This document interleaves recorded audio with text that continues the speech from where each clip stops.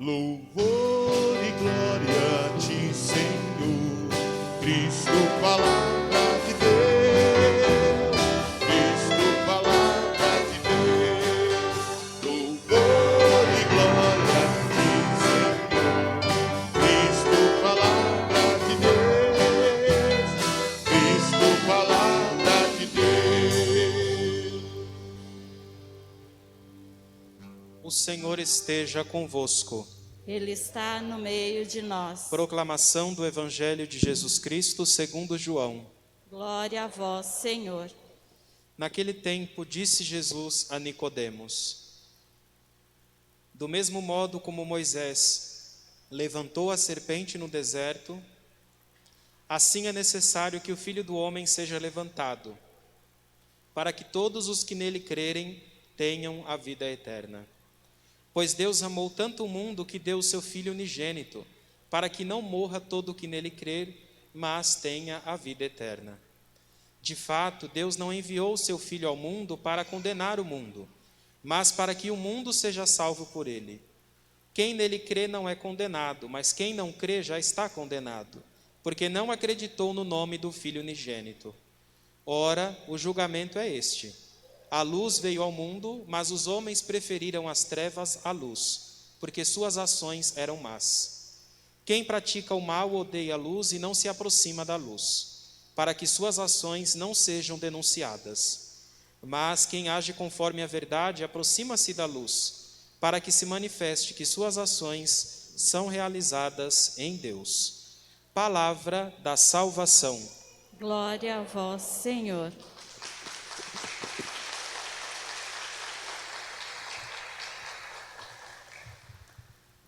Louvado seja nosso Senhor Jesus Cristo. Para sempre seja louvado. Podem sentar-se, irmãos e irmãs. Ouvimos hoje no Evangelho o trecho final da conversa entre Jesus e Nicodemos, no qual o próprio Jesus faz a comparação entre a serpente que Moisés levantou no deserto e ele mesmo que depois será levantado na cruz. No deserto, é bom a gente se lembrar, enquanto o povo estava caminhando para a terra prometida, num dado momento o povo se queixou se Deus o havia tirado da escravidão do Egito para matá-lo de fome e de sede no deserto. O povo chega a reclamar até do maná, aquele alimento que Deus fazia cair do céu. Então, diante de tanta murmuração, o Senhor Deus mandou serpentes que picaram o povo e muitos morreram. Mas quando o povo voltou atrás e disse: pecamos contra o Senhor nosso Deus, então Deus pediu a Moisés que fizesse uma serpente de bronze e pusesse sobre uma haste, de modo que todos aqueles que olhassem para a serpente de bronze ficassem curados. Isso está no livro dos Números, no capítulo 21.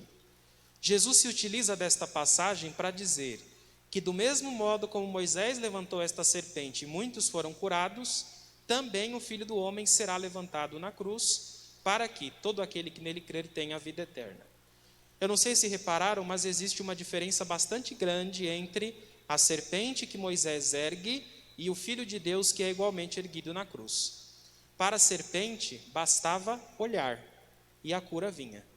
No caso do Filho do Homem, no caso de Jesus, é preciso crer, para que todo que nele crer tenha a vida eterna. É preciso, portanto, a fé. Dar aquele salto na fé que, na verdade, é quase que um salto no escuro.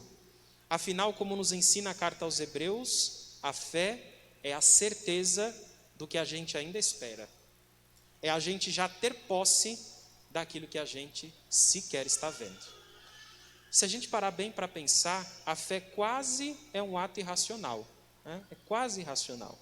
Mas existem duas personagens na história da salvação que nos chamam a atenção quando nós falamos de fé.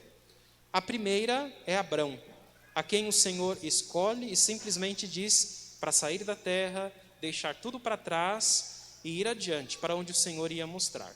E segundo Gênesis 12, Abrão nem sequer questionou, pegou tudo que era seu e partiu para onde o Senhor ia lhe mostrar. Quem teve uma atitude semelhante também foi Maria, que quando recebeu o anúncio do anjo, de que havia sido eleita para ser a mãe do Salvador, embora ainda tivesse questionado, como vai acontecer se eu nunca estive com homem algum?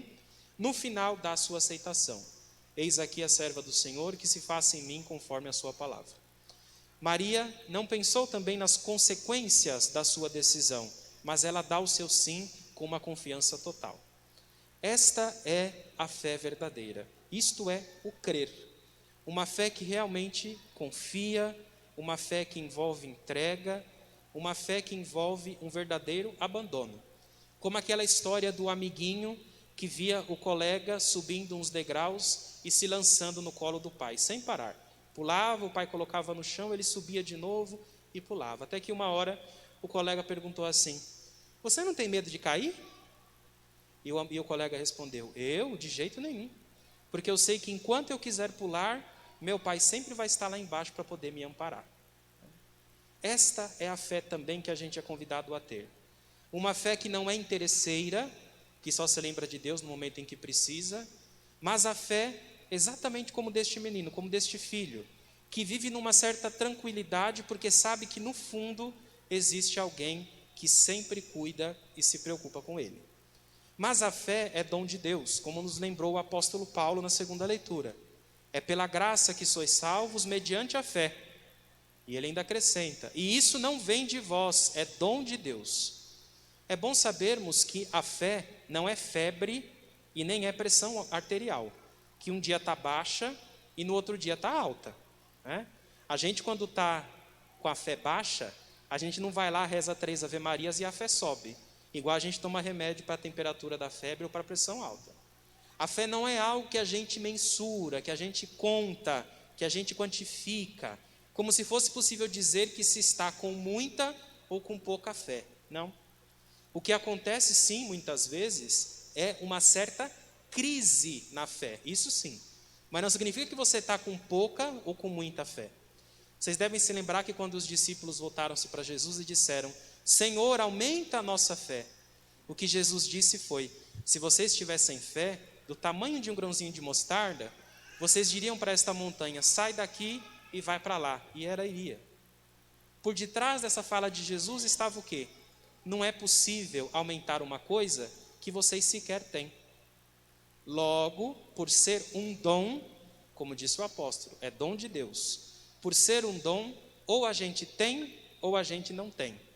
Não existe pouca fé e nem existe muita fé. Existe a fé, que você tem ou não. Agora é bonito a gente também perceber daquilo que disse o apóstolo, do porquê que nós somos salvos pela graça mediante a fé. Ele deixa claro que a salvação não vem das obras para que ninguém se orgulhe. Em outras palavras, a salvação não vem das boas obras para que a gente não se torne vaidoso. Vocês sabem que a vaidade é um pecado que o diabo mais gosta. Porque às vezes a vaidade nos faz subir degraus que a gente cria na cabeça da gente e que na verdade não existem. E na medida em que a gente vai subindo esses degraus, a gente vai afastando os outros. Porque a gente vai se sentindo superior, mais importante, até que em algum momento da vida, alguma coisa vai acontecer e vai fazer a gente descer esses supostos degraus de uma só vez. E quando a gente cai e olha para os lados, a gente ficou sozinho. Porque por causa da vaidade, a gente passou a vida espantando os outros. E é exatamente assim que o diabo quer nos ver. Derrotados, sozinhos e tristes. Que Deus nos livre da vaidade. Uma outra afirmação também que o apóstolo faz é a de que Deus nos ressuscitou com Cristo e nos fez sentar nos céus em virtude da sua união com Jesus Cristo. O que ele está dizendo é uma das realidades mais lindas e mais profundas da nossa fé, que é o quê? Se nós estamos em comunhão com Jesus Cristo, ou pelo menos tentamos estar, e Ele está nos céus, visto que Ele ressuscitou e subiu e está sentado à direita de Deus, pela nossa comunhão profunda com Ele já nesta vida, nós também já estamos lá no céu com Ele. Nós já estamos na eternidade. As portas estão abertas para todos nós. Claro, sempre naquela tensão. Já estamos, porque Cristo nos abriu a porta, mas ao mesmo tempo ainda não. Porque a nossa vida aqui vai dizer se nós queremos continuar lá ou não. Por isso que Paulo também acrescenta: pela sua bondade em Jesus Cristo, Deus quis nos mostrar a incomparável riqueza de sua graça. O maior tesouro que um dia nós podemos ter, que é viver a eternidade com Deus, de certa maneira, a gente já pode experimentar aqui, graças à nossa comunhão com Cristo. Por fim, uma palavra também sobre o Salmo de hoje, que na minha humilde opinião, é um dos mais lindos também de toda a Sagrada Escritura. O povo está exilado na Babilônia, sentindo saudades imensas de quando vivia em Jerusalém e louvava o Senhor Deus de Israel. Por isso o povo chega a pedir. A saudade é tanta que o povo chega a pedir: que se prenda a minha língua ao céu da boca, se de ti, Jerusalém, eu me esquecer. Não precisa fazer isso agora, é claro, para a gente não parecer um bando de retardado, mas depois, quando vocês chegarem em casa, coloquem a língua ao céu da boca e tentem falar alguma coisa para ver se vocês conseguem. Ninguém consegue falar nada, né? No fundo, o pedido do salmista qual é? Se, Senhor, eu me esquecer de vossa casa, que eu fique mudo, que eu nunca mais fale. É um salmo com uma letra muito triste, apesar também de cheia de esperança e ao mesmo tempo cheia de propósito.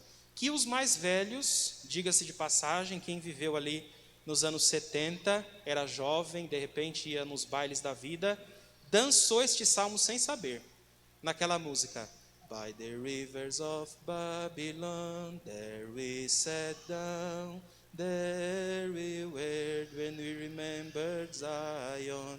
Essa música é esse salmo, naturalmente que é animada, etc., né? Mas é a letra desse salmo, tá vendo? Eu também sou cultura, Padre Thiago é cultura também. As duas primeiras estrofes do salmo, que vocês ouviram muito bem, carregam consigo uma tristeza bastante grande, porque diz: junto aos rios da Babilônia, o povo dizendo, né? Nós sentávamos chorando com saudades, e ali nos salgueiros nós penduramos nossas harpas, porque ali aqueles que nos oprimiam pediam nossos cânticos, exigiam de nós alegria, quando na verdade estávamos tristes. Na última quinta-feira, dia 11, nós fomos, entre aspas, surpreendidos com a determinação de uma fase emergencial do Plano São Paulo no combate contra a Covid. E mais uma vez, coincidentemente, no quarto domingo da Quaresma, exatamente como no ano passado, nós não poderemos, em princípio, de 15 a 30 de março, celebrarmos mais a missa com o povo. É um momento, sim, de muita dor, visto que esse período vai pegar solenidades importantes, como, por exemplo, o dia de São José, justamente no ano que nós estamos dedicando a São José, e também o Domingo de Ramos, que é o início da Semana Santa. Mas a gente também não pode fechar os olhos para o atual momento, com tantas vidas sendo levadas pelo coronavírus. E se vocês me permitem fazer um apelo a vocês, como seu pastor, eu quero pedir encarecidamente: não aproveitem este período de isolamento maior para ficar utilizando as redes sociais para aumentar a confusão, para criar discussão desnecessária, para dizer quem deve ou não deve ser realmente fiscalizado. Ou até, como tem feito alguns, para falar mal dos bispos, dizer que os bispos são os covardes porque se submetem às autoridades civis, né? Nada do que você disser vai mudar a determinação, ela já está posta. A determinação está feita e a gente deve cumprir, sujeitos a uma multa de até R$100 mil, se for pego em flagrante. Então, ao invés de entrar em discussões bobas aí pelas redes sociais, ponha seu joelho no chão, será mais proveitoso. Reze para que tudo isso se resolva o quanto antes da melhor forma, e não pensando somente na reabertura das igrejas, mas pensando principalmente em tantas vidas que estão sendo levadas por esse maldito vírus. Como o povo do Salmo que a gente ouviu, nós também, a partir de hoje, estamos sendo convidados a pendurar as nossas harpas, pendurar as harpas por alguns dias. Mas o povo no Salmo fez um pedido também: se de ti, Jerusalém, algum dia eu me esquecer, que resseque a minha mão, que resseque a minha mão, que eu pare de fazer o que eu faço. A gente não pode se esquecer que, apesar da distância física, nós ainda somos comunidade, sempre seremos. E nas nossas orações a gente sempre vai estar junto, porque afinal de contas, nós somos o corpo de Cristo. E eu quero também, neste momento, neste domingo também, que é o segundo do mês, que é o domingo do dizimista, dentro das possibilidades de vocês, pedir também que vocês não deixem de dar a ajuda para a igreja, através do dízimo, através também das ofertas, uma vez que, assim como vocês também têm as suas contas a pagar, e a gente sabe que elas não deixam de chegar, também a igreja tem as suas. E a gente precisa também ter a comunidade, ter a igreja como nossa. A igreja não é uma prestadora de serviços, que você paga para ter a missa, ou paga para ter a formação, não. A igreja é a nossa casa, é a nossa comunidade. E todos nós somos responsáveis por ela e precisamos zelar por ela. A gente aceita a ordem do governador, com tristeza, mas aceita. Mas como salmista, a gente também diz que se colhe a minha língua e se prenda ao céu da boca, se de ti eu não me lembrar.